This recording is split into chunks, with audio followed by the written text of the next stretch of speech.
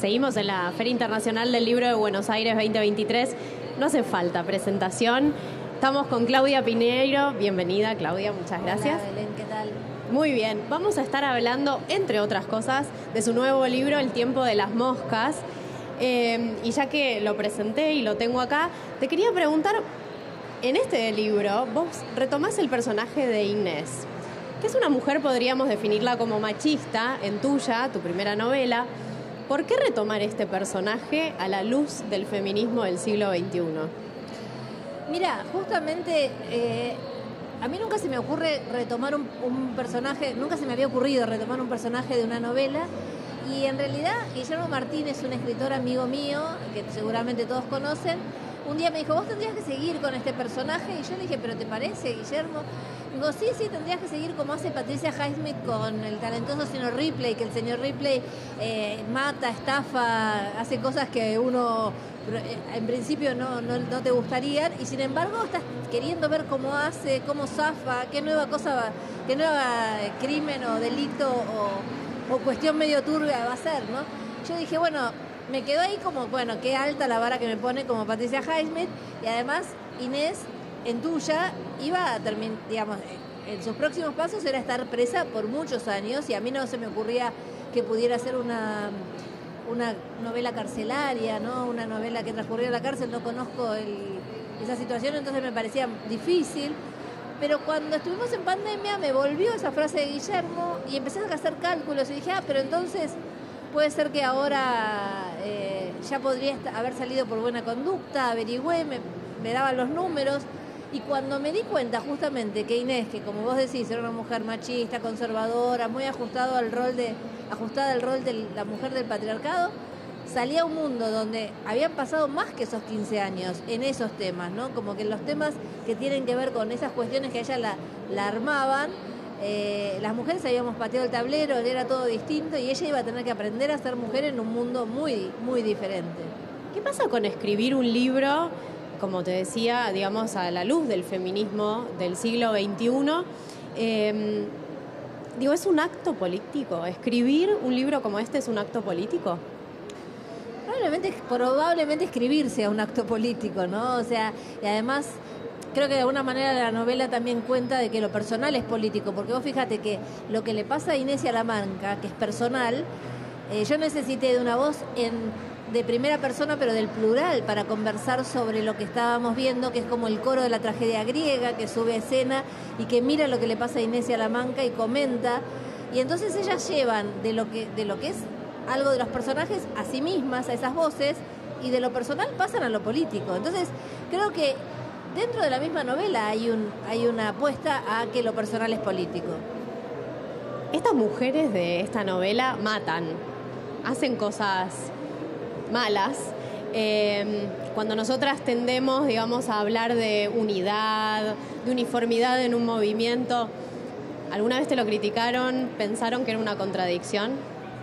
No, porque las mujeres matan también y además porque me parecía interesante que hay mujeres en distintos roles de la novela, en las mujeres que matan, pero también en las mujeres que mueren, también en las mujeres que investigan, también en las mujeres que quieren ser madres, en las que no quieren ser madres, en las que son madres y se arrepientan de haber sido madres. Me parece que es pasear a la mujer por distintos tipos de personajes, como han paseado los hombres por distintos personajes de la literatura universal. Lo que pasa es que empieza a llamar la atención esto de que las mujeres aparecen en algunos lugares que antes no aparecían. Esta novela, por ejemplo, ¿no? El tiempo de las monjas, está en la larga lista de las finalistas de la Bienal de Vargas Llosa, pero también está en la del Dashiell Hammett. Entonces, que una novela sobre dos mujeres que salen de la cárcel, que tienen que ganarse la vida, que están preguntándose sobre la maternidad o la no maternidad, junto a un coro de mujeres que hablan de la maternidad, la no maternidad, las leyes de cuidado, cuánto gana una mujer en trabajo, etcétera. Esa novela sea parte de un festival de novela negra donde tradicionalmente entraban novelas muy masculinas, también me parece que habla de un cambio en esto que es conformar el universo de la literatura. Quiero decir, no es que, digamos, es como traer novelas que en algún momento estaban relegadas a mesas separadas dentro de las ferias y, ¿no?, literatura femenina, literatura para mujeres, etcétera, a que formen parte de la misma literatura que forman parte tantas otras historias, ¿no? Claro, literatura. Obvio.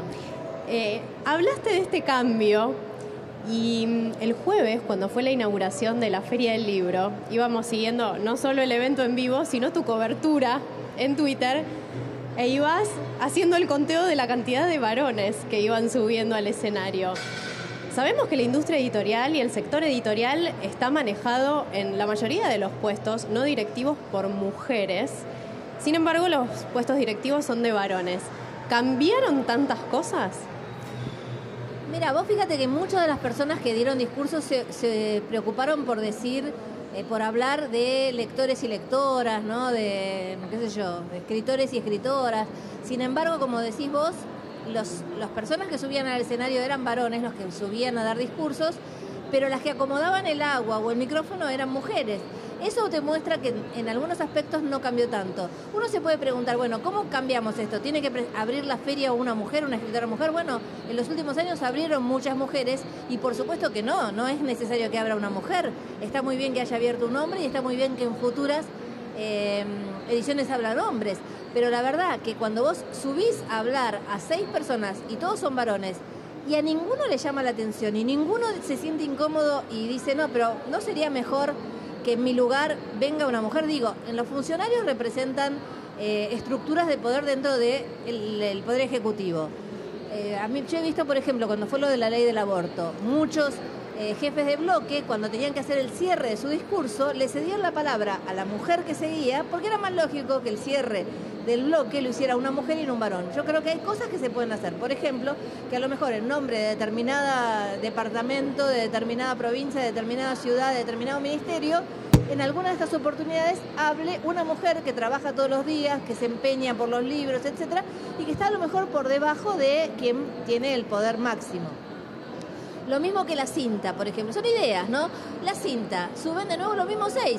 A lo mejor, estando sentadas en la primera fila, Idea Villariño y Luisa Valenzuela.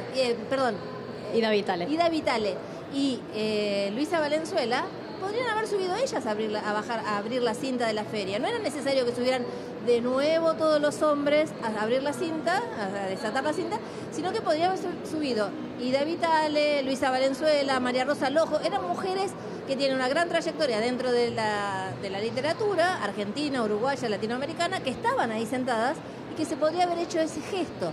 Lo que pasa es que para hacer gestos de ese tipo, primero te tenés que sentir incómodo y darte cuenta que pasa algo.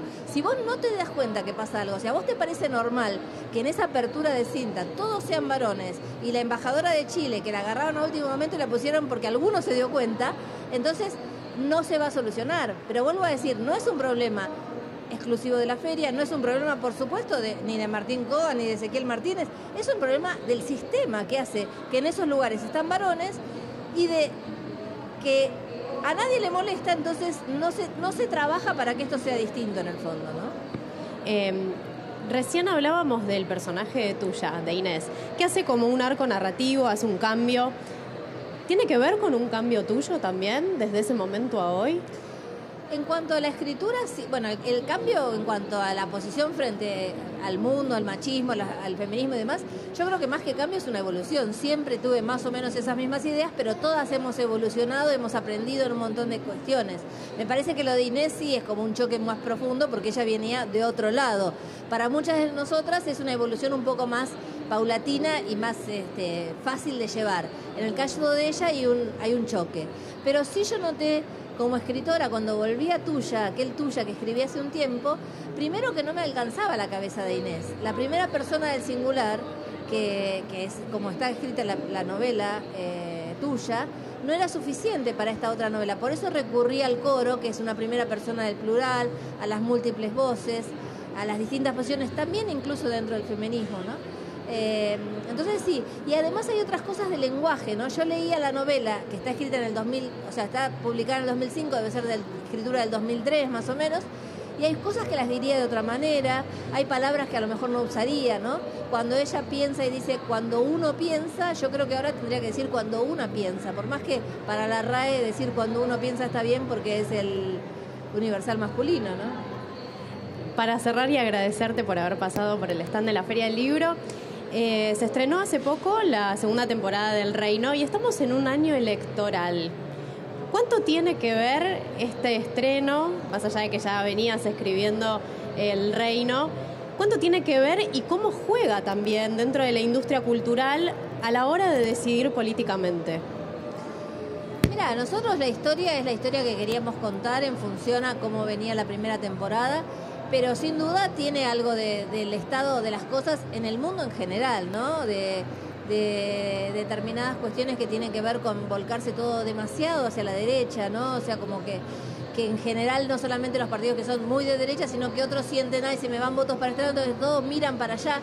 Todo eso está reflejado en la serie y me parece que hay cuestiones que todavía faltan leer políticamente de la serie, pero que la voluntad no fue escribir una serie para que se lea políticamente. La voluntad, como siempre, es escribir una historia donde los personajes son estos, donde el pastor quiere seguir adelante con ideas muy conservadoras, arbitrarias, con la suma del poder público, como también se vio en otros países de Latinoamérica, y con una resistencia desde lo popular. Eso es un poco el planteamiento de esta temporada. Muchas gracias, Claudia, por haber pasado por el stand y nos vemos la próxima. Dale.